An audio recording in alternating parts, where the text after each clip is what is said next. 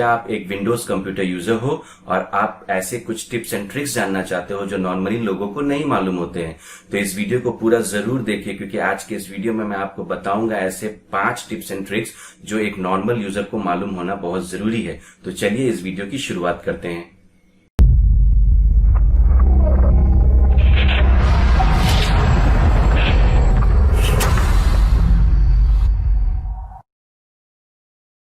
Hello friends, मैं हूं आपका दोस्त सरफराज और आप देख रहे हैं टेकी सरफू चैनल। इस चैनल में मैं आपके लिए tech related tips and tricks के वीडियोस लेकर आता रहता हूं और साथ ही साथ एजुकेशनल ट्यूटोरियल्स भी लेकर आता रहता हूं। तो अगर आप इस चैनल पे पहली बार आए हो तो जल्दी से इस चैनल को सब्सक्राइब कर लीजिए और साथ ही साथ नोटिफिकेशन बेल में ऑल दबा दीजिए ताकि आपको मेरे लेटेस्ट वीडियोस के अपडेट्स मिलते रहे। तो जैसा कि मैंने आप लोगों को बताया कि इस वीडियो में मैं बताने वाला हूं ऐसे 5 टिप्स एंड ट्रिक्स जो एक विंडोज कंप्यूटर यूजर को जानना बहुत ही जरूरी है। तो बिना टाइम वेस्ट किए मैं ले चलता हूं अपने कंप्यूटर के स्क्रीन पर और दिखाता हूं कि वो टिप्स क्या है। तो मैं आ गया हूं अपने कंप्यूटर की स्क्रीन पर।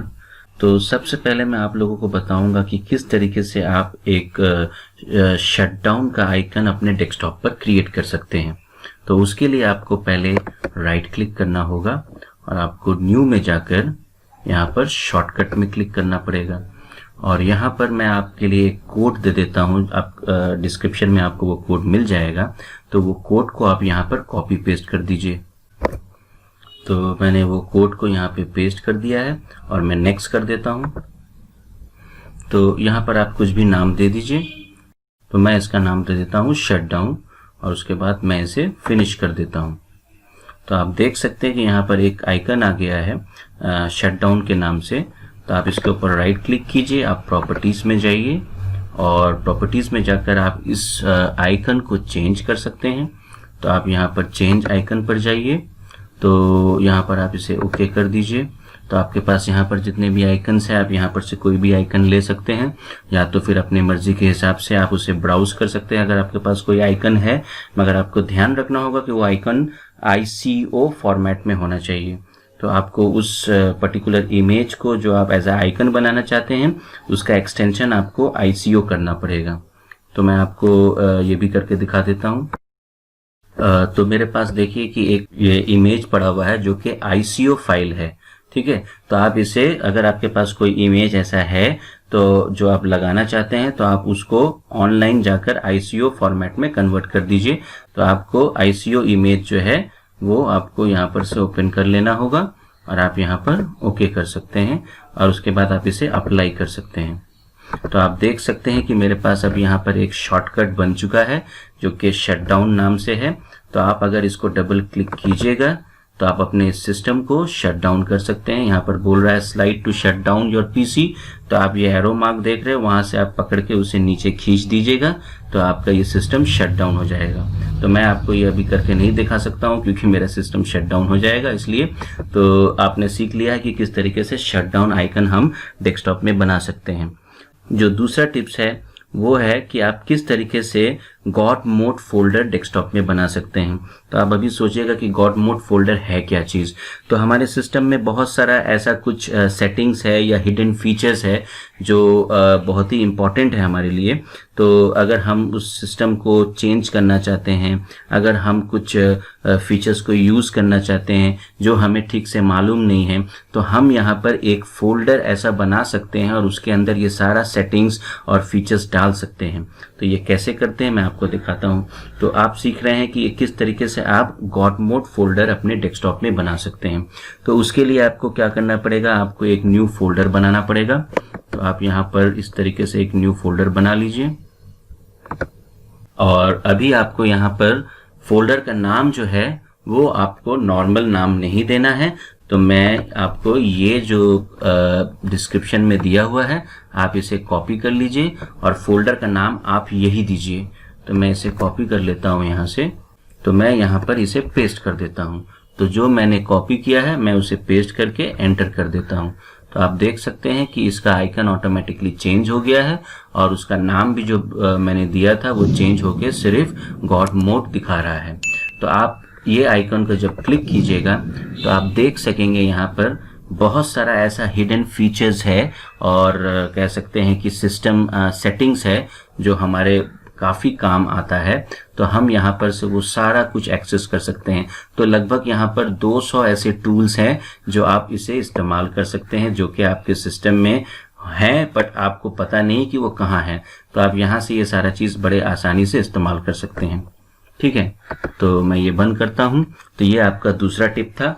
तो तीसरा टिप आपको ये मैं सिखाऊंगा कि किस तरीके से आप एक पर्टिकुलर वेबसाइट को अपने सिस्टम में ब्लॉक कर सकते हैं, या मोर देन वन वेबसाइट को आप किस तरीके से अपने सिस्टम में लोकली ब्लॉक कर सकते हैं, ताकि कोई भी वो पर्टिकुलर वेबसाइट को एक्सेस ना कर सके आपके सिस्टम में।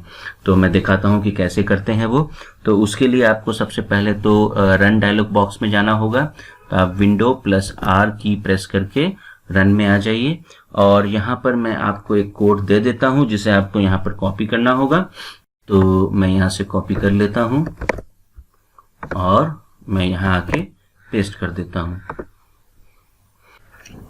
तो आप इस फोल्डर के अंदर आ गए हैं, ECT फोल्डर के अंदर आ गए हैं। तो आप यहाँ पर देख सकते हैं कि ये आपके C drive, Windows, System32, drivers, ECT के अंदर में ये पर्टिकुलर फाइल है जो कि आपको चेंज करना है। तो आपको यहाँ पर से पहले तो आपको होस्ट को रीनेम करना पड़ेगा। तो आप यहाँ पर इसको रीनेम कर लीजिए एक बार। आप यहाँ पर कुछ भी लिख लीजिए और इसे रीनेम कर दीजिए। यहाँ पे परमिशन मांग रहा है, आप इसे कंटिन्यू कर दीजिए। ठीक है, अभी आप इसे रीनेम कर दिए हैं। अब इस पर्टिकुलर फाइल को आप ओपन कर लीजिए। तो आप इसे अपने टेक्स्ट एडिटर में ओपन कीजिए। तो मैं इसे नोटपैड में ओपन कर लेता हूं। तो ये रहा नोटपैड। तो आप देख सकते हैं कि ये हमारा होस्ट फाइल है। तो आप यहाँ पर आकर आप एंटर कीजिए। तो यहाँ पर आके सबसे पहले तो आपको एक आईपी एड्रेस देना पड़ेगा। तो वो आईपी एड्रेस आपका ये होगा, आप देख लीजिए।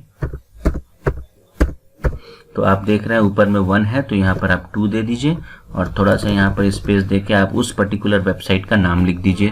तो मैं एग्जांपल के लिए facebook.com ले लेता हूँ। तो मैं यहाँ पर facebook.com लिख दूंगा इस तरीके से। और मैं चाहता हूँ कि अगर कोई यूजर इवन जब वो facebook.com सिर्फ लिखे तो भी वो ये वेबसाइट ना खोल सके, तो आप इसके लिए एक और आईपी लिख लीजिए यहाँ पर इस तरीके से,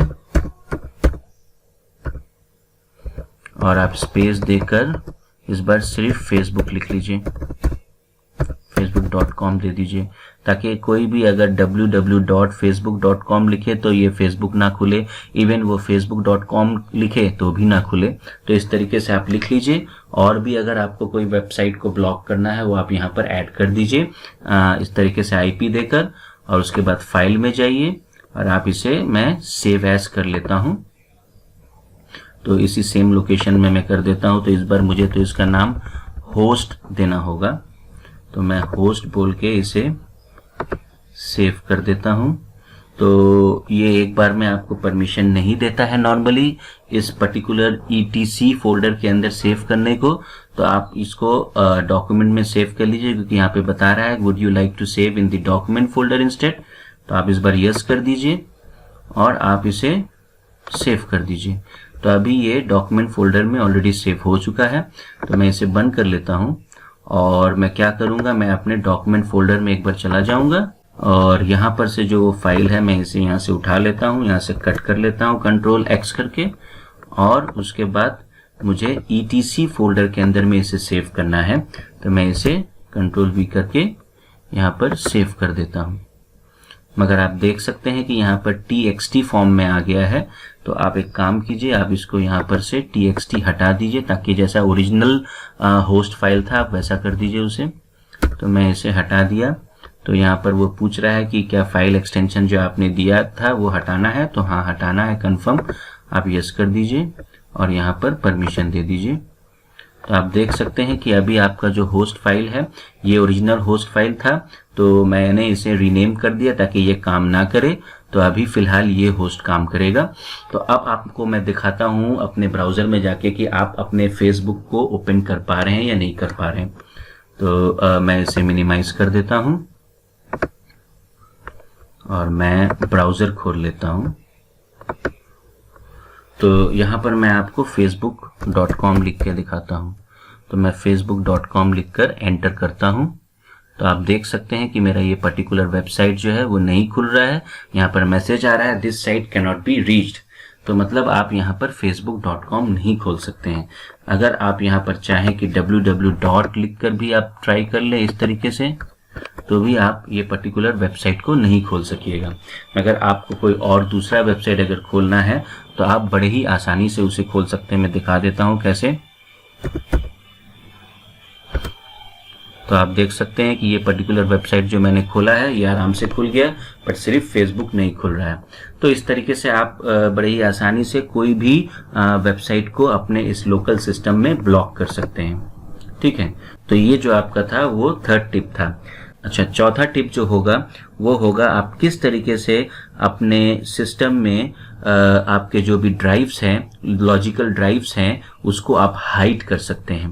तो आप यहाँ पर देख सकते हैं, अगर मैं अपना दिस पीसी क्लिक करता हूँ तो आप देख सकते हैं यहाँ पर सी ड्राइव है, डी ड्राइव है। तो अगर आप चाहते हैं कि ये डी ड्राइव एग्जिस्ट करता है, आपको ये नहीं दिखाना है कि ये पर्टिकुलर ड्राइव भी एग्जिस्ट करता है यहाँ पर। ठीक है, तो आपको इस पर्टिकुलर लॉजिकल ड्राइव को हाइड करना है। हो सकता है आपका इसमें इंपॉर्टेंट डेटा हो, तो आप नहीं चाहते हैं कि इसको ऑलवेज ओपन करके आप रखें, तो लोगों को ना पता चले कि यहाँ पर डी ड्राइव है। तो आप उसको कैसे यहाँ से रिमूव कर सकते हैं या किस तरीके से इसे हटा सकते हैं, तो मैं आपको दिखाता हूँ कैसे ये किया जा सकता है। तो इसके लिए तो सबसे पहले आपको रन डायलॉग बॉक्स में जाना पड़ेगा। तो मैं Windows+R करके यहाँ पर आ जाता हूँ और यहाँ पर लिख देता हूँ gpedit.msc। तो आपको यहाँ पे gpedit.msc लिखना होगा। ये लिखकर आप एंटर प्रेस कर दीजिए। तो आप देखिएगा कि यहाँ पर एक डायलॉग बॉक्स खुल गया है जो कि है लोकल ग्रुप पॉलिसी एडिटर। तो इसमें तो सबसे पहले आपको जाना पड़ेगा अपने यूजर कॉन्फ़िगरेशन के ऊपर। तो आप यहाँ पर यूजर कॉन्फ़िगरेशन में क्लिक कर लीजिए। अब आपको यहाँ पर एडमिनिस्ट्रेटिव टेम्पलेट में जाना पड़ेगा और उसके बाद यहाँ पर से आप देख लीजिए आपका विंडोज जो कंपोनेंट दिखा रहा है इसको आप क्लिक कर लीजिए। अब यहाँ पर जो है आपको फाइल एक्सप्लोरर में जाना पड़ेगा। तो आप फाइल एक्सप्लोरर में चले जाइए। तो यहाँ पर वो ऑप्शन आपको मिलेगा। तो आप अच्छे से देख लीजिए कि मैं किसके अंदर गया। तो आपको यहाँ पर आ जाना पड़ेगा और आपको यहाँ पर ढूंढ लेना पड़ेगा वो particular option hide this specified बोलकर आएगा। तो आप देखिए hide this specified drives in my computer. तो आप इसे डबल क्लिक करके ओपन कर लीजिए। तो अभी फिलहाल ये कॉन्फ़िगर नहीं है। तो आप इसे अगर कॉन्फ़िगर करना चाहते हैं तो आप यहाँ एनेबल में क्लिक कर लीजिए। अब यहाँ पर दिखाई दे रहा है रेस्ट्रिक्ट ऑल ड्राइव्स। तो मैं सब ड्राइव को तो रेस्ट्रिक्ट नहीं करना चाहता हूँ। तो आपके पास यहाँ सारा ऑप्शन आ जाएगा। तो मैंने आपको दिखाया था कि मैं डी ड्राइव को हाइड करना चाहता हूँ। तो मैं यहाँ पर रेस्ट्रिक्ट डी ड्राइव ओनली कर देता हूँ और यहाँ पर अप्लाई करके ओके कर देता हूँ। तो आप अभी यहाँ पर जब इसे एक बार रिफ्रेश कर लीजिएगा और अब आप अपना दिस पीसी जब खोलिएगा तो आप यहाँ देखेंगे कि आपका जो वो लोकल डिस्क था जो कि ड्राइव डी था वो आपको विजिबल नहीं हो रहा है। तो अभी लोगों को नॉर्मली यही लगेगा कि आपके इसमें कंप्यूटर में सिर्फ लोकल डिस्क सी है, डी नहीं है। तो इस तरीके से आप कोई भी ड्राइव को हाइड कर सकते हैं। फिफ्थ नंबर टिप जो है वो है आप किस तरीके से अपने किसी भी पर्टिकुलर सॉफ्टवेयर का कीबोर्ड शॉर्टकट क्रिएट कर सकते हैं। अगर आपको लगता है कि आप पर्टिकुलर एप्लीकेशन को बार बार इस्तेमाल करते हैं, आपको उसे हमेशा यूज करना है, तो आप उसका कुछ कीबोर्ड शॉर्टकट क्रिएट कर सकते हैं। तो उसके लिए आपको क्या करना पड़ेगा, तो पहले आपको पर्टिकुलर उस एप्लीकेशन को सर्च करना पड़ेगा। तो मैं एग्जाम्पल के लिए फोटोशॉप ले लेता हूँ।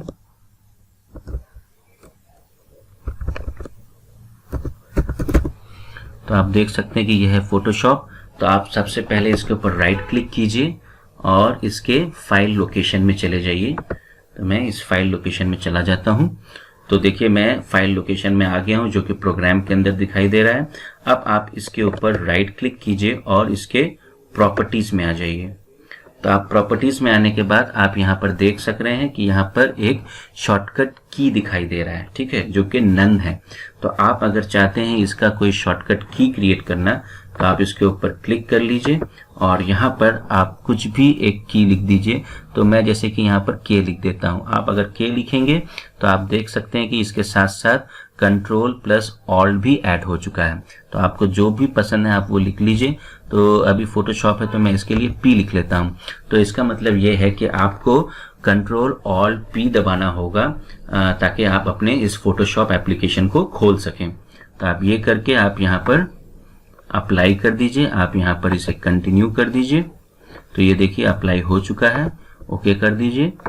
अब क्या है कि आप अगर कंट्रोल ऑल्ट पी प्रेस करिएगा तो आप अपने फोटोशॉप को आराम से खोल सकते हैं। तो आपको उसे पर्टिकुलर उस ऐप को क्लिक करके खोलना नहीं पड़ेगा। तो आपको जस्ट शॉर्टकट की यूज करना है। तो मैं यहाँ पे प्रेस कर लेता हूँ कंट्रोल ऑल्ट पी। तो मैंने ऑलरेडी प्रेस कर दिया है। तो आप अभी देख सकेंगे कि आपका फोटोशॉप अपने से ऑटोमेटिकली स्टार्ट होने लगेगा। तो आप देख सकते हैं कि हमारा फोटोशॉप ऑलरेडी स्टार्ट हो रहा है यहाँ पर। तो हमारा फोटोशॉप आराम से खुल गया है। तो इसके लिए आपको अलग से इसका शॉर्टकट की जरूरत नहीं है। आपको बस इसका कीबोर्ड शॉर्टकट याद रखना पड़ेगा। तो मैं इसे बंद कर देता हूं। तो आपने देखा कि किस तरीके से आप अपने बहुत सारे कंप्यूटर के जो हिडन फीचर्स हैं उसे आप एनेबल कर सकते हैं और उसका सही से इस्तेमाल कर सकते हैं। तो आपने जरूर ये 5 कंप्यूटर टिप्स एंड ट्रिक्स को एंजॉय किया होगा। उम्मीद करता हूं कि आपको ये वीडियो पसंद आया होगा और आपने कुछ जरूर नया सीखा होगा। अगर वीडियो अच्छा लगा है तो आप नीचे जाकर कमेंट कीजिए और साथ ही साथ इस वीडियो को लाइक कीजिए, अपने दोस्तों के साथ शेयर कीजिए। तो मैं आप लोगों के लिए कुछ ऐसे ही वीडियो लेकर आता रहूंगा। मिलता हूं अगले वीडियो में। अभी के लिए गुड बाय।